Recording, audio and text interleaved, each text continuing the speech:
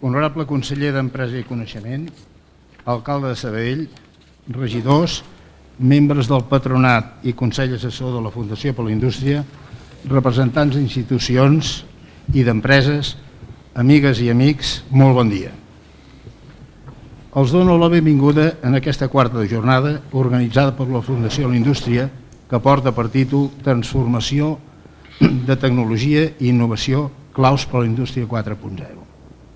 La formació ha de ser un dels punts fonamentals per afavorir la competitivitat de les nostres empreses i ha de contemplar els diferents nivells. Primer, formació professional. És una de les peces clau per a les nostres empreses.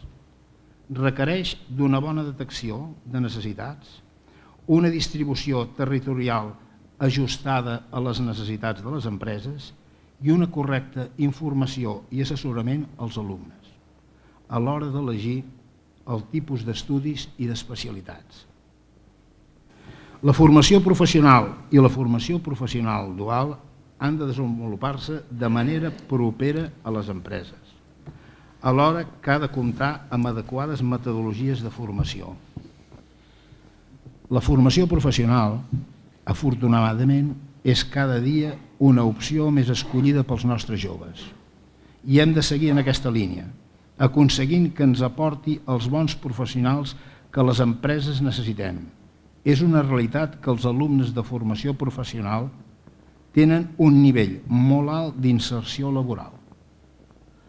La formació universitària ha de portar-nos el talent que necessitem per afrontar la innovació, per fer front a un món global i això significa que també la formació universitària ha d'estar propera a l'empresa i ajustant-se a les seves necessitats, amb programes formatius que s'actualitzen amb agilitat. La formació contínua ha de ser administrativament àgil i ha de poder formar part de la vida diària de les nostres empreses. La formació contínua ha de respondre al learning by doing, però clarament no podem contemplar amb 4 milions de contractes temporals, doncs ni les empreses ni treballadors disposen de l'estabilitat ni la motivació necessàries per fer formació adequada. Aquest és un greu problema que tenim al nostre país per millorar precisament el que dèiem abans de la competitivitat. Amb 4 milions de contractes és impossible que tant empresaris com treballadors tinguin motivació per fer una formació. Compte que aquest és un dels nostres cavalls de batalla. Transferència de coneixement. Per a la Fundació és un tema cabdal. Per això hi dediquem aquesta jornada. Hem de treballar per un model de recerca transformadora. Això significa que la recerca ha de fer-se junt amb les empreses. Actualment el 70% de la recerca es fa dins de la universitat i hem d'aconseguir que una bona part es desenvolupi en el binomi universitat-empresa. He dit més d'una vegada que tenim centres d'investigació i unes empreses d'alt nivell, que Catalunya és una de les regions que publica més i que es fa investigació de base, però a l'hora de convertir-ho en PIB, aquí hi ha una altra història. I a l'hora que aquest PIB realment vagin a les empreses, resulta realment complicat. Infraestructures i energia. La indústria requereix infraestructures viàries, energètiques i telemàtiques que facilitin la seva tasca, des de la facilitat de la mobilitat de les persones i mercaderies en el territori fins a disposar, per exemple, de banda ampla a tots els polígons industrials. Ho hem dit repetides vegades, que en ple segle XXI i amb una exportació del 22-24% del PIB, no tinguem banda ampla a tots els polígons industrials de Catalunya. Com podem exportar si necessitem precisament aquestes comunicacions? I si les tenim és perquè ens les hem pagat, el qual vol dir que és manca de competitivitat. Traiem recursos que els podríem dedicar a altres coses amb recursos que l'administració ens hauria de proveir. L'energia. També l'energia és un dels factors importants de la competitivitat. I quan ens comparem amb la resta d'Europa, i ho sabem, veiem que és una de les més cares. Està sotmesa a un excés de regulació, taxes, impostos, que sense cap mena de sentit afecten d'una manera directa els costos de producció de les nostres empreses. També voldria parlar del dimensionament, perquè moltes vegades és una manera que a parlar del dimensionament de l'empresa ens quedem tots tan tranquils i així no assolim els nivells de competitivitat que hauríem d'assolir. Tenim un país, i és cert, format fonamentalment per petites i mitjanes empreses. El tamany per si mateix crec que no té per què ser una limitació. Si ens comparem amb els països capdavanters d'Europa, veiem una distribució entre micros, petites, mitjanes i grans empreses, no hi ha grans diferències. Exceptuant Alemanya, que tot i sent important, el 66% de les seves empreses són micros. I quan dic micros, tenen un 3,6 empleats per empresa. I és el 66%. Així doncs, la dimensió és un element més, però no determinant en la falta de competitivitat de la nostra economia. No em vull allargar amb números sobre aquest tema de la dimensió, però perquè tinguem en compte, França, Itàlia i Espanya estan amb les micro sobre el 78%, 2 punts amunt, 2 punts avall. On realment ens guanya Alemanya són més competitius amb les micros. Després amb les mitges, Espanya, sembla mentida però passa per sobre, i allà on ens guanyen, permetin per golejada, és amb el 2% de grans empreses. I aquest és el que els fa precisament que tinguin una competitivitat, aquest 25% que vèiem en relació a Espanya i el 12 o 14% en relació a Catalunya. I per acabar, vull fer una referència a la importància de que el govern, les institucions i empreses fem una aposta clara per la indústria, amb una mentalitat oberta per afrontar els importants reptes de present i de futur que tenim al davant. Un bon exemple de treball és el que es va recollir en el Pacte Més Ocupació i en l'actual Pacte Nacional per la Indústria. És un model creat entre tots els agents, com a mostra de col·laboració entre tots i la col·laboració públic-privada, fent una aposta clara per l'objectiu comú que és la indústria. Ara, doncs, després d'aquests 4 anys de reflexió, que són molts, i amb els recursos necessaris, és el moment de passar de la reflexió a l'acció. Tots nosaltres, amb fermesa i fent tots autocrítica, la que ens correspongui, hem de fer l'esforç per assolir els reptes que avui ens portin a fer del nostre país un país de primera. Els desitjo una bona jornada. Moltes gràcies.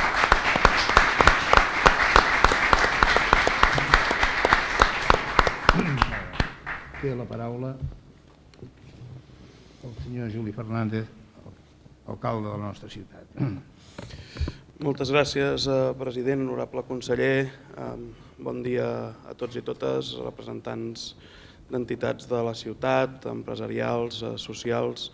En primer lloc, donar-vos les gràcies per poder compartir amb vosaltres una vegada més aquestes jornades que tenen com a objectiu que siguem capaços de tenir un país i una ciutat on el benestar dels nostres ciutadans sigui cada vegada millor.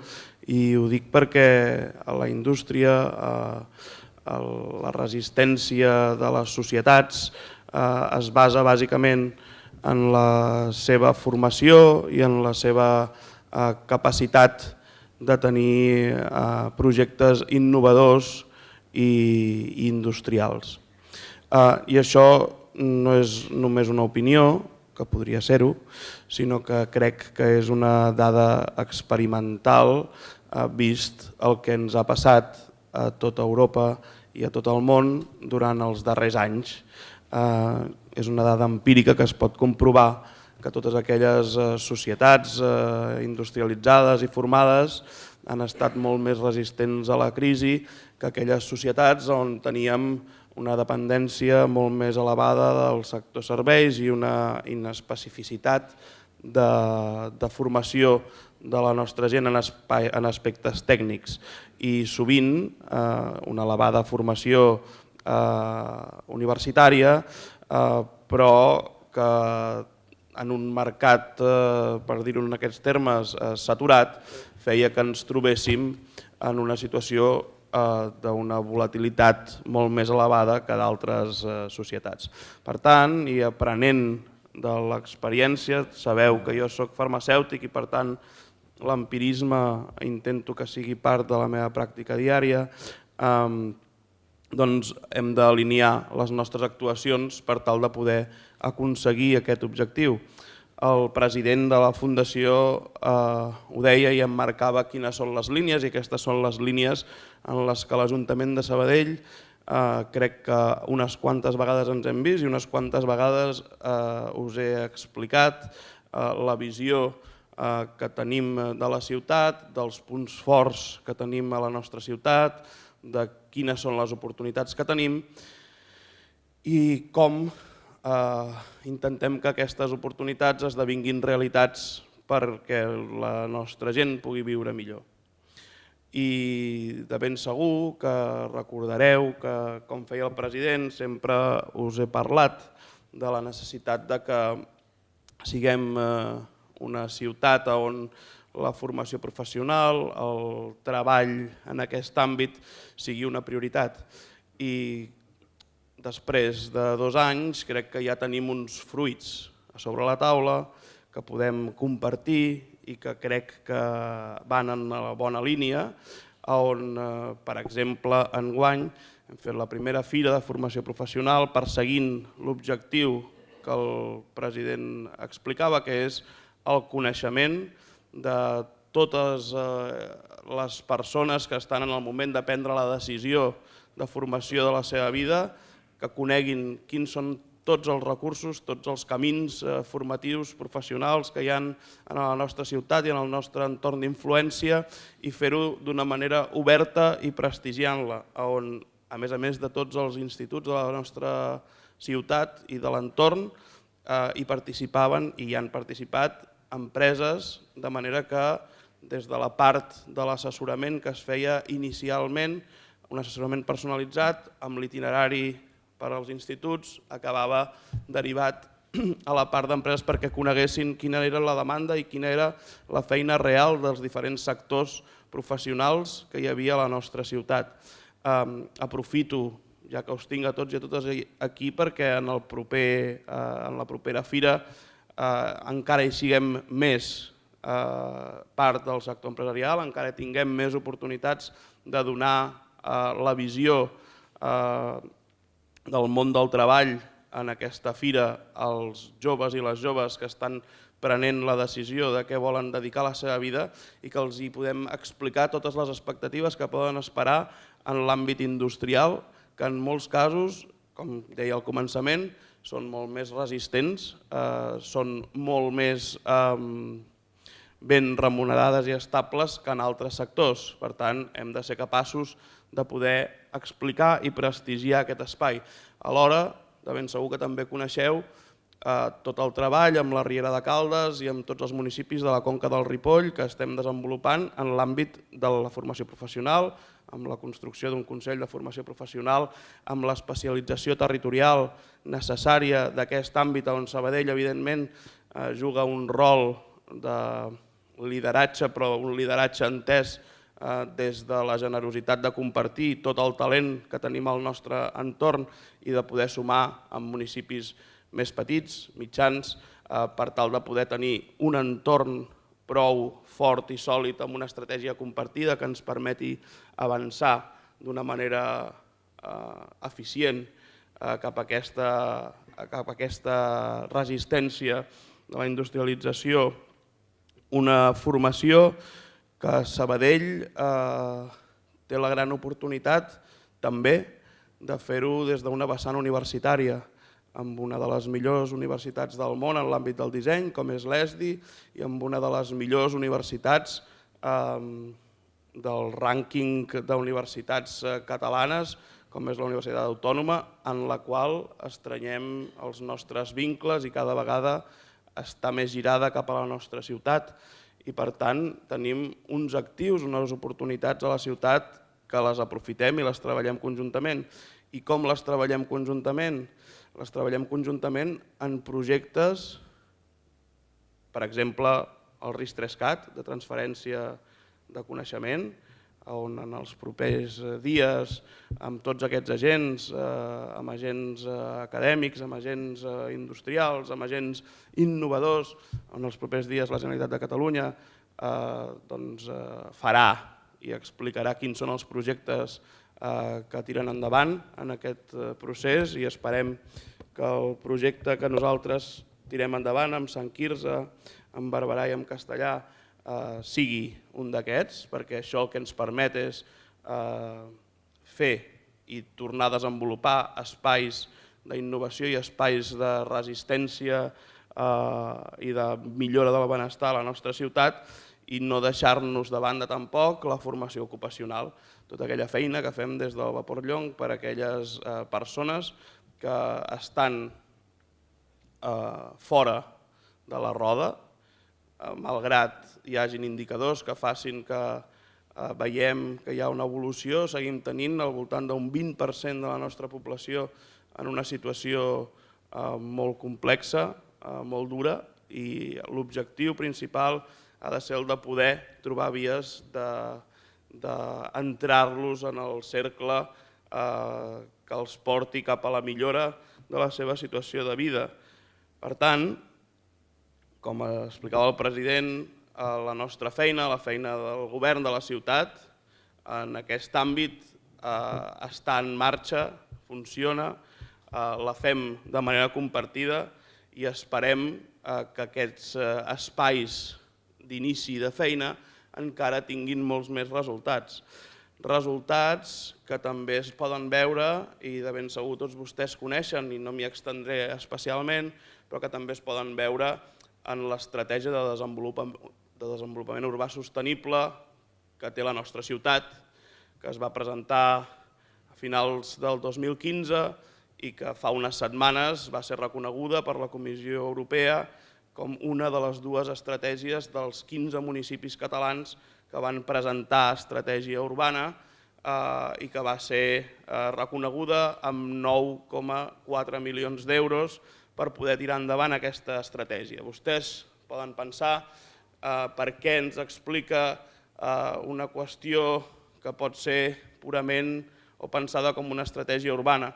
Doncs perquè en aquesta estratègia urbana s'inclou tota el reiniciar la ciutat, tot el procés de poder adquirir espais obsolescents on hi havia hagut indústria per tal de poder reindustrialitzar. Hi ha tot un projecte d'innovació, de creació d'espais innovadors a la nostra ciutat, de pols innovadors a la nostra ciutat. Hi ha un projecte de continuar potenciant el procés de formació professional i el seu link amb les empreses. Hi ha una part que parlava de la part energètica, de com fem que la nostra energia també en les nostres empreses, en les nostres indústries, sigui molt més eficient i per tant, quan dic projectes, no dic només projectes, sinó que parlo de recursos que estan associats a aquests projectes i en aquests 9,4 milions d'euros de la Comissió Europea s'afegeixen 9,4 milions d'euros del govern de la ciutat del 17 al 20, són més de 18 milions d'euros, 18,8 milions d'euros, i d'aquests el 30% són destinats a aquesta estratègia. Per tant, no parlem només d'anàlisis o de diagnòstic, sinó que un cop l'anàlisi i el diagnòstic ha estat realitzat, hi ha hagut propostes de planificació que es converteixen en recursos perquè hi hagin realitats. I al final aquesta és la feina d'algú que governa una ciutat, que és aconseguir que els recursos que estan disponibles per diferents espais puguin ser atrets aprofitant les oportunitats que té la ciutat.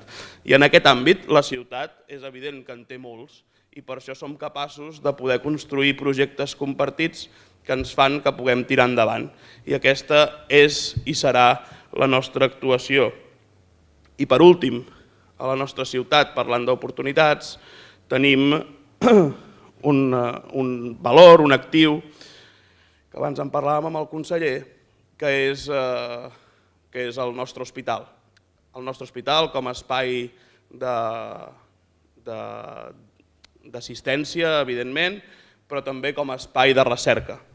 I aquí hi ha el nostre treball conjunt amb la Generalitat de que el nostre institut de recerca de la nostra ciutat, del nostre hospital, esdevingui un centre de referència més enllà de la ciutat en l'àmbit de la recerca i esdevenir l'Institut de Recerca compartit de l'àmbit del Vallès, des de Granollers, Mollet, fins a Terrassa.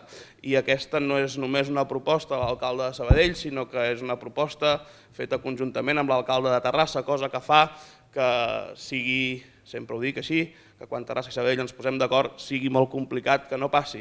Per tant, tenim possibilitats de que el nostre espai de recerca a la ciutat esdevingui un pol d'atracció en un dels camps més importants del nostre entorn, que és el biomèdic, que és el de la salut, i que a més, al voltant, o també amb aquesta peça, construïm projectes estratègics per la ciutat, com és posant en valor altres eixos estratègics, com és l'esport. Esport i salut, conjuntament amb la nostra capacitat industrial i de disseny, fan que tinguem una capacitat de generar espais d'innovació, espais d'indústria, espais de formació i innovació que ens poden fer la creació d'espais de valor que no siguin comparables i que siguin un avantatge competitiu per a la nostra ciutat. I en definitiva, això el que fa és que els nostres ciutadans i ciutadanes tinguin una millor vida.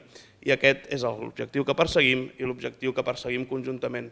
Els agraeixo a tots i a totes la seva col·laboració sempre amb la ciutat per tal de tirar endavant i els convido a que continuem treballant en aquest sentit per fer de la nostra ciutat, dels valors i de les oportunitats i de les fortaleses de la nostra ciutat, una peça clau en el nostre nou país i una peça clau en el benestar de la nostra ciutat. Moltes gràcies a tots i a totes i que tinguin una bona jornada.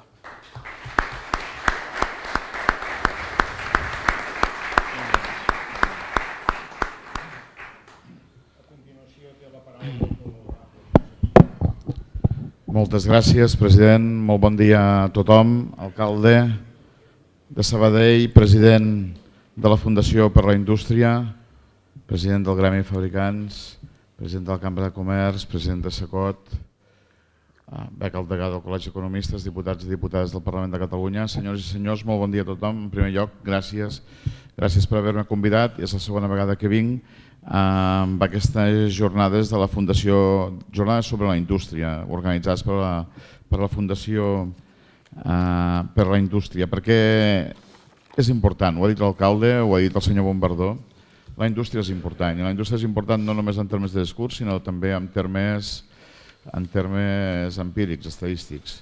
I com deia l'alcalde, és cert, s'ha demostrat que aquells països, aquelles economies que tenen un major pes i una major presència de la indústria en les seves economies són els països que no només han aguantat i han resistit millor la crisi, sinó que són els països que en surten i són els països en els quals l'atur ha crescut més. I si comparem com estàvem fa un any o com estem ara, l'any passat ja dèiem que estàvem en un procés de represa, aquest any aquesta represa s'ha estat consolidant. I s'ha estat consolidant i no només si ho mirem amb les dades macroeconòmiques, les dades del PIB al final acaba sent una dada. Quan mirem què és el que hi ha al darrere d'aquest creixement, veiem que està liderat bàsicament per la indústria i per les exportacions, que són dos dels àmbits en els quals cal incidir més de cara al futur de la nostra economia. Això vol dir, i aquest any s'està repetint. I el fet que s'estigui repetint és important, perquè en una època de creixement, que encara continuen creixent les exportacions com estan creixent, també en una època de recuperació del mercat intern és bo. Vol dir que moltes de les empreses han fet aquest canvi de xip pensant que no només les exportacions han de ser el seu mercat substitutiu en el moment en què les coses aquí van mal dades, sinó que ha de ser una variable estratègica permanent. I això és difícil, perquè exportar no t'ho regalen. Exportar és picar molta pedra, s'ha d'anar a treballar, competeixes amb tot el món, no competeixes només amb unes quantes comunitats autònomes o empreses de comunitats autònomes, i això és important. Però hem d'estar contents d'aquest creixement. Mirin, si mirem com estaven, per exemple, com recuperé... La variable més important al final és l'ocupació i l'atur. A l'època més dura de la crisi devíem estar a l'entorn del 22-23% la taxa d'atur. Ara estem al 14%. Si ens fixem a l'època en què l'atur va ser més baixa a l'anterior etapa de creixement, el 2006-2007, hi havia una taxa d'atur del 6,5%. Per tant, si ara volguéssim, encara que s'ha reduït l'atur en 100.000 persones, encara que s'ha augmentat l'ocupació en 110.000 persones més l'any passat, si ara volguéssim estar al mateix nivell hauríem de crear 200.000 ocupacions més de les que hi ha o de les que s'han creat al nostre país. I això com ho fem? Perquè teníem una característica de l'ocupació que abans de la crisi, per exemple, una de cada 5 persones que estava treballant al nostre país treballava a la construcció. Ara és una de cada 10. Però amb aquestes 200.000 persones que hi són, no els hi podem posar una bata blanca i dir que se'n vagin a treballar en un laboratori o en un centre tecnològic, perquè això no funciona d'aquesta manera. Per tant, com a país, com a administració, com a societat, tenim una feina a fer. Una feina que es basa bàsicament a través de la formació i el reciclatge, formació en tots els àmbits. I no només estem parlant d'ocupació, i la variable d'ocupació és important, sí, òbviament, però també aquesta qualitat de l'ocupació, com és, si és estable o no és estable i quin sou té. I amb aquest balanç el nostre full de serveis no podria ser més brillant del que és. És a dir, que feina la tenim. Per tant, tenim una feina a curt termini. Una feina a curt termini que és la de consolidar aquesta recuperació i fer que aquesta recuperació arribi a aquells sectors que avui encara no hi està arribant. I la manera que hi arribi és amb més feina, més estable, de més qualitat i més sou. I aquesta és una de les feines que tenim a curt termini, però en tenim una altra que ho hem de fer de manera paral·lela i ens afecta. Veig que hi ha el degà del Col·legi d'Economistes. Me'n recordo que l'última jornada dels economistes que es va fer a Barcelona fa uns mesos, hi havia un convidat, hi havia un ponent que era l'Israel Ruiz. L'Israel Ruiz és un senyor de l'Hospitalet que és el vicepresident de l'MIT. És el vicepresident de l'MIT que de fet és el que l'ha encarregat de donar els recursos a l'MIT, uns recursos que amb els fons que tenen, només amb el rendiment, tenen uns fons que s'assemblen, i no són els més elevats, s'assemblen al pressupost de polítiques de despesa que té en un any el govern de la Generalitat. És evident que això no s'ha fet en un any, ni s'ha fet en 10 anys. Però aquesta és la realitat. I el que els va dir, perquè hi havia molts estudiants joves en aquella jornada, perquè el Col·legi d'Economistes convida a les jornades els últims estudiants de grau o de màster d'economia o de direcció d'empreses, els deia, escolta, sou uns afortunats perquè veureu temps interessants, perquè no esteu en una època de canvi, sinó que estem en un canvi d'època, vinculat al que se'n diu la indústria 4.0, a la digitalització, robotització, internet de les coses, totes les dades, tot això. I encara que no sembla que no us afecti, i a les empreses encara que sembla que encara avui no estan afectant i encara no arribarà, arribarà i això hi serà. Per tant, amb aquest canvi hi hem de ser i hem d'estar preparats per fer aquest canvi. Tenim possibilitats? Sí, tenim possibilitats. Entre altres coses perquè tenim una gran capacitat d'atracció tant d'inversió exterior, encara ara, com, per exemple, d'aquestes noves empreses tecnològiques que s'estan creant. I de fet, Barcelona i Catalunya i tota l'àrea a l'entorn de Barcelona són un exemple de capacitat d'atracció. Això ho és de manera indefinida? No. Hi ha moltes altres ciutats que volen competir pel que estem fent, sí. Ens en sortirem, dependrà de nosaltres i de com ho fem. És així, ara hi som i ho hem d'aprofitar. I aprofitar-ho com són, doncs mira, les 3 Is, la indústria, la internacionalització i la innovació. I amb la indústria hi hem de ser i l'hem de potenciar.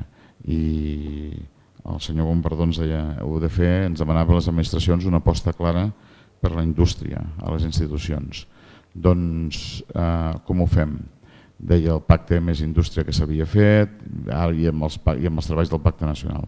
Els treballs del Pacte Nacional per la indústria hi són i esperem en poc temps, jo diria setmanes, tenir un pacte tancat. Un pacte que volem que sigui no només el reflex del suport de les institucions, sinó el compromís de tota una societat respecte a la indústria, que és un sector important. I com ho hem d'adaptar? Ho hem d'adaptar, òbviament, amb la formació. I s'ha fet referència a la formació professional. I és cert, la formació professional tenim a Catalunya, jo diria que també a l'estat espanyol, tenim més llicenciats joves, graduats universitaris joves, que no pas la mitjana europea. Els tenim.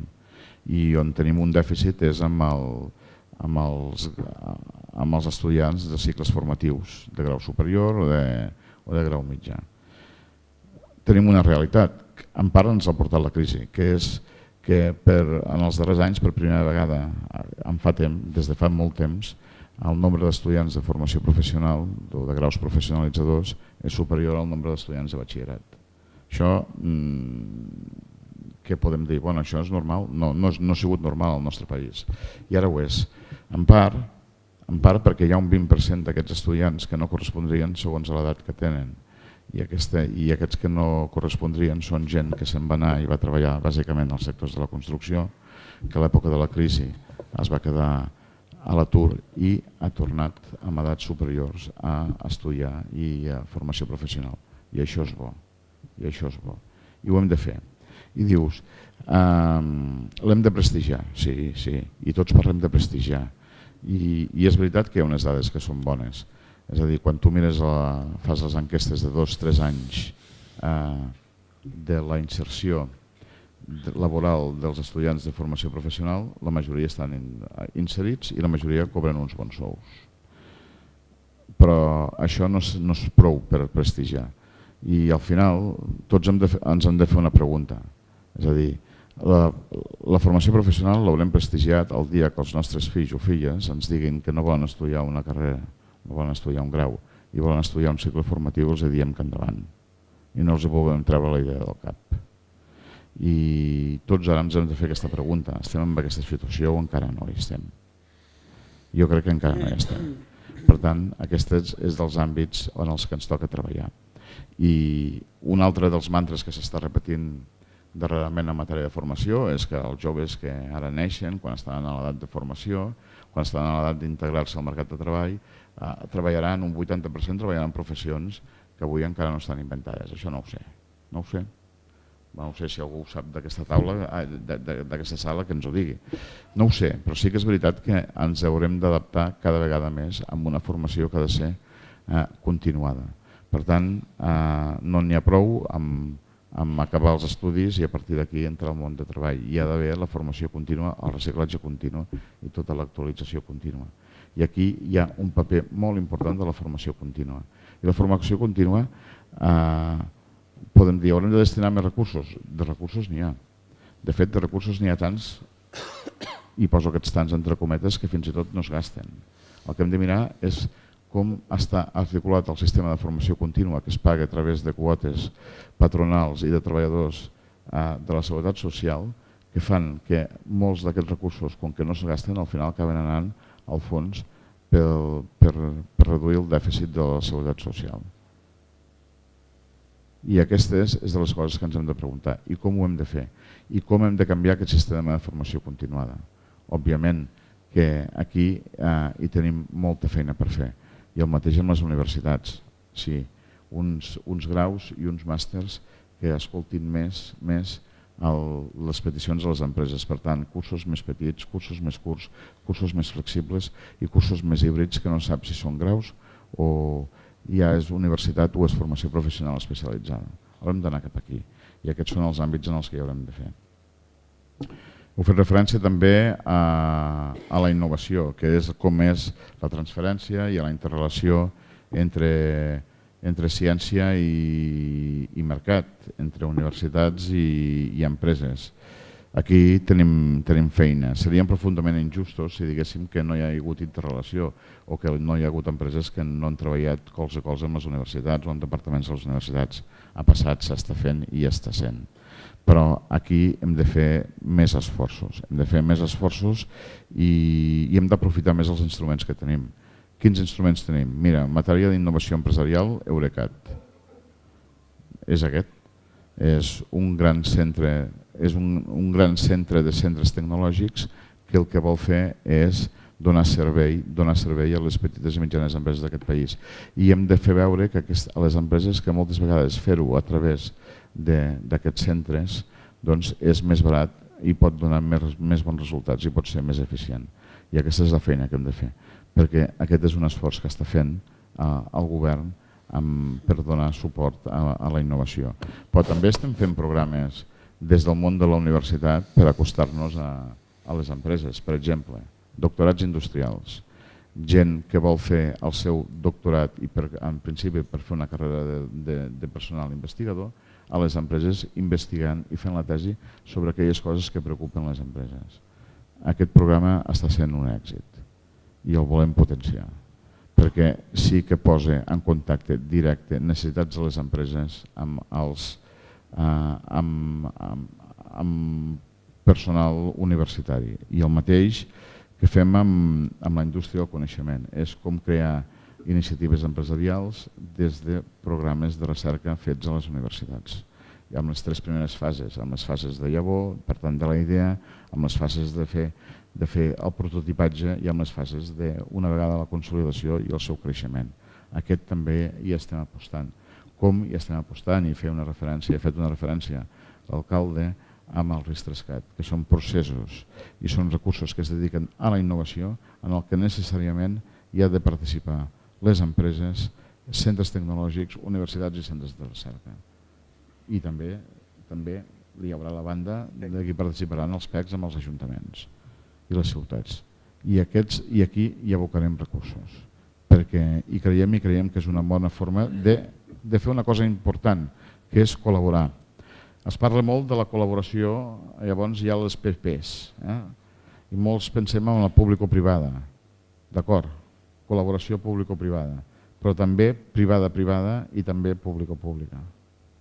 Per tant, el que em deia l'alcalde, que Parc Taulí i Hospital de Terrassa es volen unir i Mollet per fer un pol biomèdic, un pol de recerca, és important. Aquesta col·laboració público-privada, sí, privada-privada, també per guanyar dimensió, que és la dimensió necessària, i també per fer totes les polítiques. Nosaltres com ho fem és a través de les polítiques de clústers, les polítiques que funcionen, col·laborar per fer projectes innovadors, per integrar parts de cadenes de valors i també per ajudar a la internacionalització. I els diré un exemple d'una cosa que hem fet.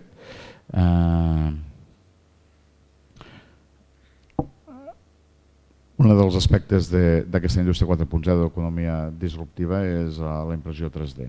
Tenim la sort que la tecnologia, o principal empresa, indústria que investiga això no és d'aquí, però està aquí, és a Sant Cugat, és HP i l'està desenvolupant.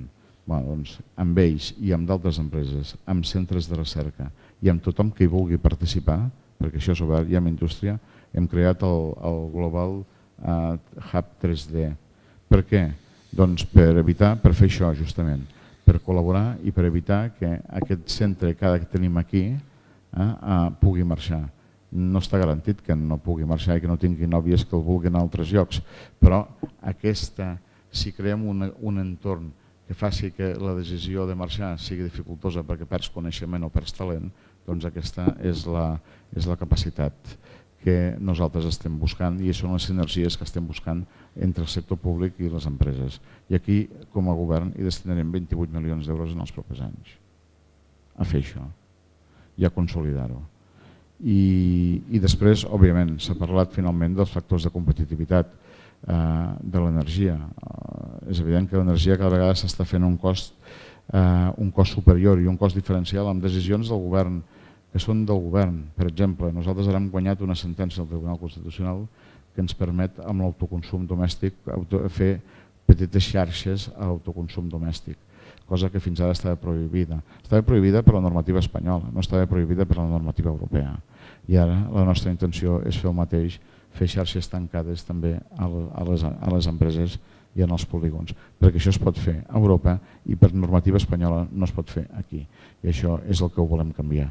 Com també denunciem aquests acords polítics que teòricament tots hem de ser iguals, però alhora quan es deciden els vots no tots som iguals.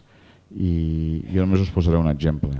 Quan va venir el president Rajoy aquí a exposar quines serien les inversions en infraestructures, l'endemà, primer, que no s'han complert, perquè després els pressupostos quan s'han presentat no hi eren. Segona, totes les comunitats autònomes, també les governades pel govern del Partit Popular, aixecaven el dit, diu que de lo millor, jo també, jo també, jo també. Aquí s'arriba a un acord en pressupostos amb el govern basc, li donen més de 1.000 milions d'euros al cupo, ningú no es queixa, ningú no surt i a més pacten una reducció que amagaran i que disfressaran sobre qüestions tècniques que encareix directament perquè abarateix les quotes, els peatges de connexió a les empreses, a la indústria basca, per motius històrics, perquè Iberdrola connectava 30.000, ja està, i aquí FECSA connectava 25.000, i en canvi encareix de manera relativa el cost de l'energia per les empreses catalanes. Això creiem que és un exemple d'allò que no s'ha de fer i d'allò que no ajuda a millorar la competitivitat. I res més, que tinguin una bona jornada, som conscients de la importància de la indústria pel país i teniu totes les administracions, l'administració local, perquè al final les indústries no estan en el núvol, estan sobre el territori, teniu les administracions locals i el govern de Catalunya al servei de potenciar i de reforçar l'estructura industrial d'aquest país. Moltes gràcies.